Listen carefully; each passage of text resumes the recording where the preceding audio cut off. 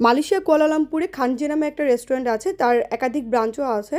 তো এইটা হলো পাকিস্তানিদের একটা রেস্টুরেন্ট যেটা কাবাবের জন্য খুবই বিখ্যাত। আর এই বাংলাদেশে বসেই এই রেস্টুরেন্টের ব্যাপারে সব রিভিউ দেখে সব কিছু নোট করে নিয়ে গিয়েছিল যে মালয়েশিয়া কুয়ালালামপুরে গেলে আরিফ এই খানজিতে ট্রাই করবে। তো আমরা এখানে আসার পরে দেখতে পেলাম যে সমস্ত লোকজনই ছিল পাকিস্তানি। এটা ইন্টেরিয়র খুবই সুন্দর। এখানে যারা আমাদেরকে সার্ভ করতেছিল তারা আমাদের সাথে উর্দুতে কথা বলতেছিল। ফার্স্টে ওরা ভেবেছিল যে আমরাও পাকিস্তানি, কিন্তু আমরা তো যেহেতু উর্দু ভাষা বুঝতে পারলো বলতে পারি না, তো আমরা ওদেরকে ইংলিশেই রিপ্লাই করছিলাম।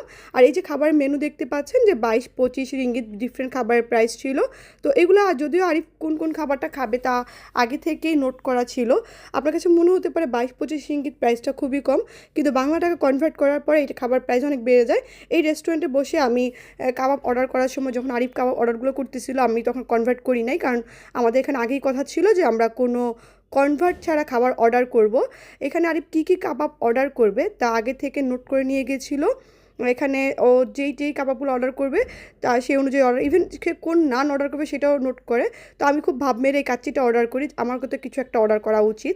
তো এদের কাচ্চির কোয়ালিটি ছিল খুবই বাজে, ওদের কাবাব যেরকম খুবই মজা ঠিক তেমনি ওদের কাচ্চিটা মশলা দিয়ে ভরে ফেলছিল। তখন আরিফ আমাকে বলে যে তুমি চাইলে আরও খাবার অর্ডার করতে পারো। তো আমি তো এই কাচ্চি একটা নিয়েই খুব বিপদে আসি যে এই কাচ্চিটা আমার খেতে হবে, খুব ভাব মেরে অর্ডার করলাম। যখন আমি কাচ্চিটা খাওয়া শুরু করলাম আমি দেখছিলাম যে আমি 2 চামচ কাচ্চিও খেতে পারতেছি না। এদিকে আরিফের মতো করে তার যে কাবাবগুলো খাবে সেগুলো সে ট্রাই করে দিছে, আর আমি বসে বসে এটার মধ্যে মশলা বাছতেছিলাম। আমার মতো খুঁতখুঁতে মানুষ যখন একটা কাচ্চিতে দুনিয়ার মশলা দিয়ে ভরে ফেলছে, লং এলাচ যত টাইপের মশলা আছে সব ধীরে ভরে ফেলছে। তো আমি জাস্ট বসে বসে মশলাগুলোকে প্লেটে কাচ্চি থেকে সেপারেট করতেছিলাম যে কি করা যায়, কি খাবো এটা। আমি 2 চামচও খেতে পারি না। পরবর্তীতে আরিফ বাধ্য হয়ে এই কাচ্চিটা নিয়ে নেয়। আর আরিফের দিকে ও যে চাপলি কাবাব, এটা ও যে লেবু দিয়ে ওর মতো করে ও কীভাবে খাবে আগেই তার ডিসিশন নেওয়া ছিল, সেভাবে সে খাচ্ছে। তো ফাইনালি যেটা হয়, আমার এই যে প্লেটের পাশে দুনিয়ার মশলা দিয়ে ভরে রাখা, আমি এগুলো সাইড করে রাখছি। আমি তো কাচ্চি খেতে পারতেছি না, আমি বসে বসে কাবাবই খাইলাম। তো এইখানে দুজন মানুষ আমাদের খেতে গিয়ে ওই দিন প্রায় আমাদের বিল আসছিল প্রায় 7-8 হাজার টাকার উপরে আসছিল বাংলাদেশি টাকায়, মানে প্রাইস কম না, অনেক বেশি প্রাইস ছিল।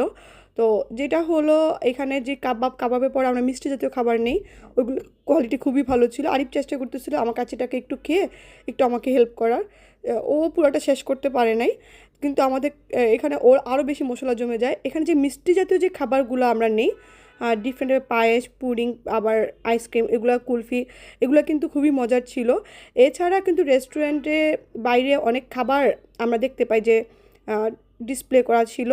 তো ওই খাবারগুলোর কাছে যখন আমরা আসি, তো আমার কাছে যেটা ভালো লাগে এখানে যেই টাইপের খাবার আমরা চাবো আমরা সব নিয়ে নিতে পারবো, খেতে পারবো। তো এভাবে ডিসপ্লে করে রাখার জন্য আমাদের খুব এটা ইজি হয়। যে কেউ আসলে এখানে যে কেউ এভাবে তার পছন্দ মতো খাবার এখান থেকে চয়েস করতে পারবে। আর বাইরে যে ইন্টেরিয়রটা এটা খুবই সুন্দর ছিল, খাবার নিয়ে যে কেউ চাইলে বাইরে বসেও খেতে পারবে। আমরা কিছু খাবার নিয়ে আবার বাইরে চলে যাই, বাইরে বসে